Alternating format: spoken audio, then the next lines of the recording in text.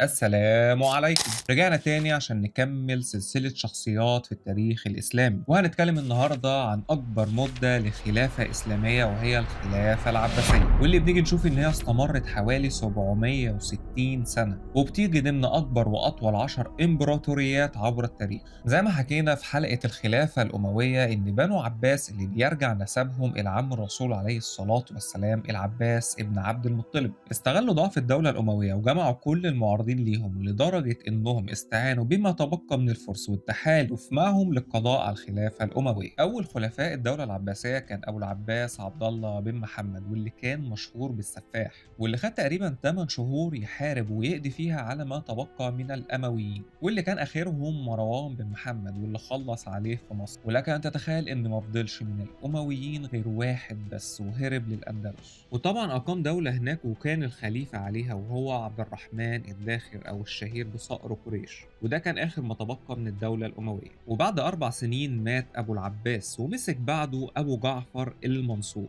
واللي كتير بيعتبره هو المؤسس الحقيقي للدولة العباسية. حكم أبو جعفر المنصور 21 سنة. أي نعم، أول فترة حكمه كان فيه ثورات كتير ولكنه قضى عليها، وكان اهتمامه الأكبر بتأمين الحدود وتأمين خطوط التجارة اللي بتمر خلال الأراضي الإسلامية والنهوض بالاقتصاد للخلافة، وكانت فترة حكمه الأساس لما هو قاده. وفي الحقيقة أنا بشوف إن الخلافة العباسية كانت محظوظة جدا لأن الناس استولت على الأراضي الأموية وأقاموا خلافة على الجاهز من حدود الصين لحدود المغرب العربي، وطبعا كعادة أي خلافة بيقضوا على أي حد بيعارضه. وده اللي بيوضح إن ليه الفتوحات ما كانتش أولوية للدولة العباسية، هما كده كده واخدين حدود خلافة كبيرة على الجاهز، فكان الأولوية للعباسيين إن هم يحافظوا على الحدود ويأمنوها. حتى لو جينا بصينا على الفرق ما بين حدود الدولة الأموية وحدود الدولة العباسية هنلاقي الفرق بالاتساع بسيط جدا. مات أبو جعفر المنصور ومسك من بعده ابنه اللي كمل على نفس نهج أبوه، وبعد فترة طويلة من تداول الحكم لم يحدث فيها أي شيء جديد أو حدث كبير، وصل الحكم لهارون الرشيد اللي كان حاكم عادل وكان مؤمن وعابد وفاتح عكس ما يشاع عنه. اهتم الخليفة هارون الرشيد بالفتوحات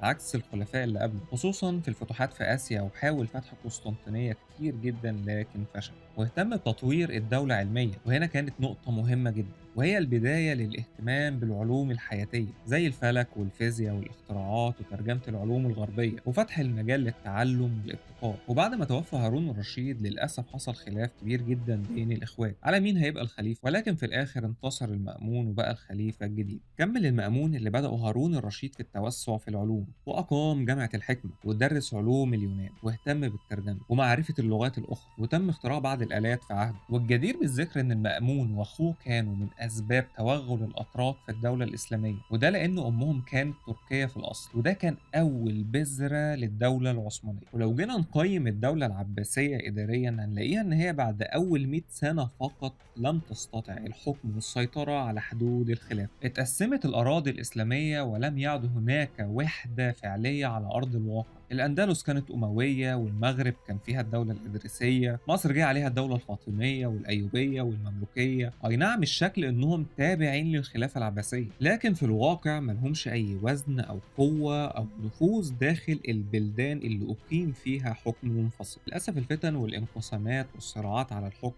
أثرت كتير جدا على مكانة ووحدة الدولة الإسلامية. من بعد موت سيدنا عمر بن الخطاب رضي الله عنه الغريزة الدنيوية للبشر لعبت. فلو هنيجي نقيم الخلافة العباسية فهي بعد أول 100 سنة فشلت إداريا في حكم الأراضي الإسلامية وتوحيد الصف وتكملة الفتوحات اللي خلال 750 سنة تحولت قوة المسلمين من فاتحين إلى مدافعين عن الأراضي الإسلامية، وللأسف كمان اتاخد منهم أراضي. وده بشكل مبسط لو اتكلمنا عن إدارة الخلافة العباسية لشؤون الدولة الإسلامية خلال فترة حكمها. ولحد هنا خلص الجزء الأولاني من الدولة العباسية، استنونا الجزء الثاني إن شاء الله هنتكلم فيه عن أشهر الأحداث والشخصيات والنقاط المضيئة للخلافة العباسية، وطبعا إزاي انتهت وقيام الخلافة العثمانية. اللهم صل وسلم وبارك على سيدنا محمد. لو عجبكم الفيديو ادعمونا بلايك وشير. كنت معكم مصطفى علي خليفة وحكاوي الخلفاوي، والسلام عليكم.